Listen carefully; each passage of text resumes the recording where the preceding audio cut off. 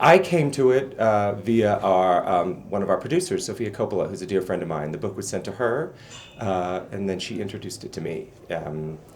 Sophia thought it was just a really beautiful story, and there was something very cinematic about it, and she thought it would make a great film. Sophia and I have been looking for something to collaborate on for a really long time, so this just seemed like a perfect fit. I hadn't directed film before, but she knew that I grew up in San Francisco around the same time as Alicia Abbott, very similar circumstances, and she thought I could, bring some personal touches to it, so that's why I got it. And then I found these guys. What sort of spoke to you about Steve and Alicia as characters?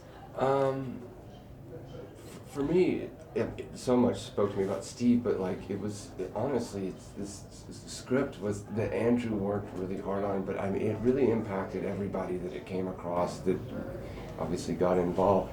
And it was the way that the writing or Andrew had handled Steve and the particular and preciousness of it, and the delicateness of Steve, that it was something that, and I know there's a lot of similarities in Steve that I saw myself in as well, and at the end of it, I just thought it was a really beautiful father-daughter love story that was, I have a daughter, so I think anybody has a kid, it's really impactful, and so it really hit me a lot. And I read that script, I read the script over and over as I'm working on the movie tonight, and it still, the writing hit me just as hard the first time I read it as it did the 100th time I read it, so it was just a really great story, and Andrew really,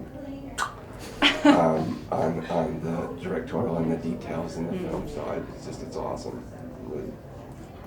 I mean, I'm exactly the same. It's such a beautiful script. Andrew did such a brilliant job, and I hadn't seen or read anything like it. So that was interesting to me. I mean, as Scoot said, a father-daughter relationship. I love the 80s, and I was so interested in the fashion, so I was like, it'd be so fun, and I could kind of see it come to life as I was reading it. So that was really interesting to me. But yeah, it's such a beautiful script, such a beautiful story, and I loved working with Scoot and Andrew creating it. It was a lot of fun. I love how you, because Emilia's, she's very young. She wasn't around in the 80s, but she was able to figure out all the dance moves. I did loads of research. Research on YouTube, because I told her there's a nightclub scene and you can't dance like now. You have to dance like then. So go back 35 years. With all my old moves. Yeah, I was so impressed. You really nailed that look of that club scene. It was perfect. I had fun that day. And Alicia's such a complicated character too. I mean, she's not perfect, and she's not an ally to her father, at a pivotal time for him in some ways. I don't know. There's a lot of interesting ideas that are spinning around. Wow, Steve is also selfish, and I don't know. Yeah, what sort of got you about sort of that conflict? I mean, the kind of role reversal was interesting to me. Mm-hmm. Role reversal is, as well as two people just you're watching both people trying to figure it out, how to be a kid and how to be a parent, and you get to see those two collide. Again, I know I keep going back. The script was just really so well done that all this was in there. You know what I mean? If anything, Andrew took some stuff out, but we didn't add anything in. It's all there. How was it going back to your own childhood and sort of recreating the 70s and the 80s of San Francisco that you remember? I loved it. There's so much nostalgia in this movie, which, for good or bad, it's there, but that's just me. I love that era, and probably because I was a child, so it's I romanticized it on a little bit. But what was important to me was to show that era in maybe a different light than we've seen it. Steve was a poet. They were not middle-class people living in the suburbs. They were artists, and they were part of a subculture.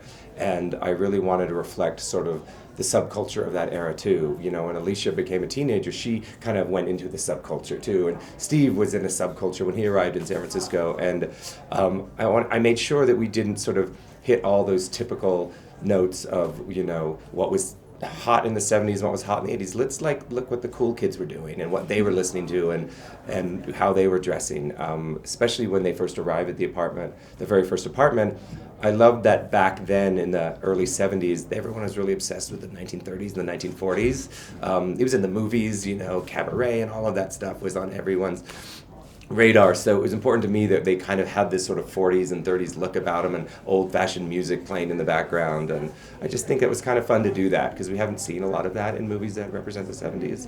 And then, of course, I was a punk in the 80s, so it was so fun to get into that. And the three girls, Alicia and Yaini and Skid are based completely on three girls I hung out with in high school. Their styles, exactly. So it was really fun to work with the costume people to create that.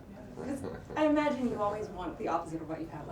I grew up in the suburbs. I romanticize city kids, but city kids is probably really hard. And they're I just want a suburb. I don't know. I mean, did that ring true to you guys, or? I was kind of raised in the city and the suburbs because my parents got divorced and my dad moved to San Francisco and I lived with my mother down in the suburbs of San Francisco. So I know the both worlds pretty well. Were you guys raised in suburbs or cities? I was raised in suburbs.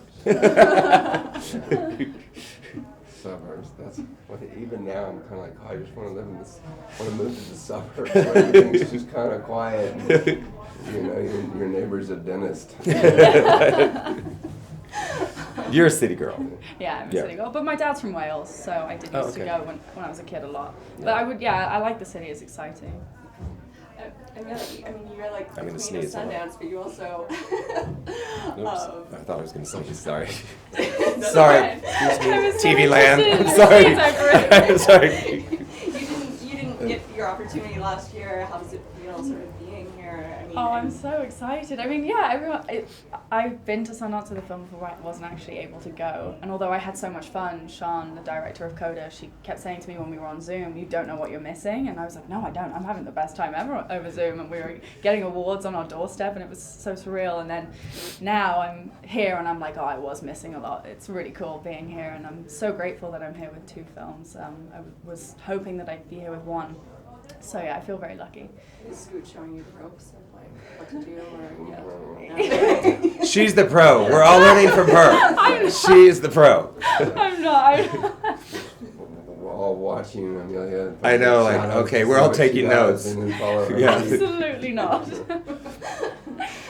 Tell me about how Sofia ended up, sort of collaborating. Obviously, it was a Zoetrope production too. Was she there helping too?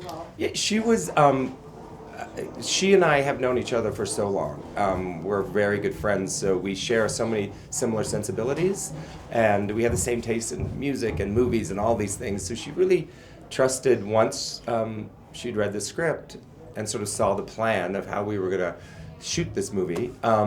She was really kind of hands off. She thought, you guys just go and do it. Send me footage if you have questions. I'm here for you if you need anything. They got involved when we started editing because I trust her opinion on storytelling so much. But she's been really a wonderful collaborator because she didn't come in and take over anything. She was fine. She really let us do our thing. I think Roman stopped by one day. Yeah, Sofia's brother came by. Yeah. But yeah, we didn't see Sofia on the shoot. Yeah. We also shot the movie in 21 days, and there wasn't a lot of time for people to come visit because they would. There wasn't a lot of time either for you to really talk to him. I know, yeah, we were just so. Anytime you'd see Andrew, he had his monitor and he was just pacing or walking. He was needed here, he was needed there.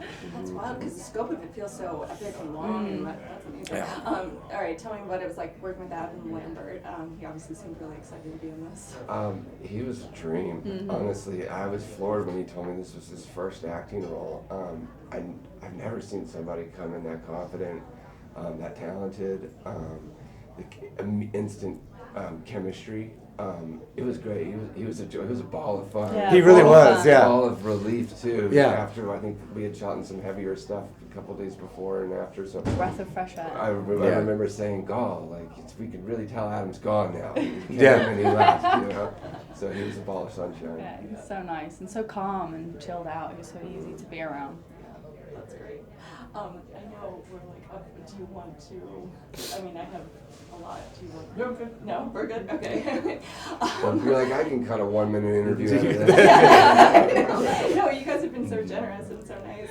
And so how did you do the in France scenes? Like, We went So there. 21 days in San Francisco and 2 days in France, and so it was a 23-day shoot. Yeah, we I tried to figure out a way to fake France, and I'm a stickler for that in movies. I can always tell, like, it's not really London, that's not really New York. It drives me crazy, and we just couldn't replicate it. So we had some wonderful producers that stepped in and said, what's that going to cost to go there? And of course we did on such a shoestring. It was like borderline student film. It was just It was so fun. a couple of us went, yeah. We were like all handheld in a park, like 4 or 5 of us running around and we were Stealing like, shots. stealing the shots. sneeze, the sneeze. And then Andrew would say, because we were like, I don't know if we're allowed to shoot here, and so Andrew was like, I'm not going to shout action, I'll sneeze. Yes. So we would like roll 3 times in like 10 minutes and go, achoo! Yes. And then I'd like, we'd do it like a really short scene, he'd be like, achoo! And then everyone in the park was looking like, what are you guys doing?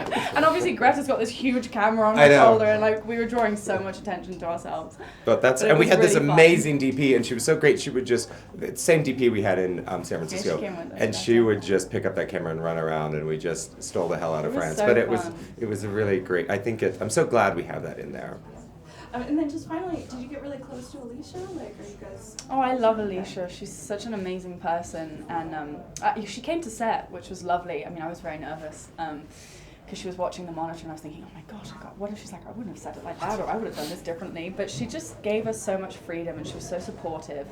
And she brought loads of photos into set, and she was showing me loads of photos and telling me how she felt in certain moments. And yeah, she's so lovely to be around, and she's so kind and warm, and she was just so welcoming to all of us.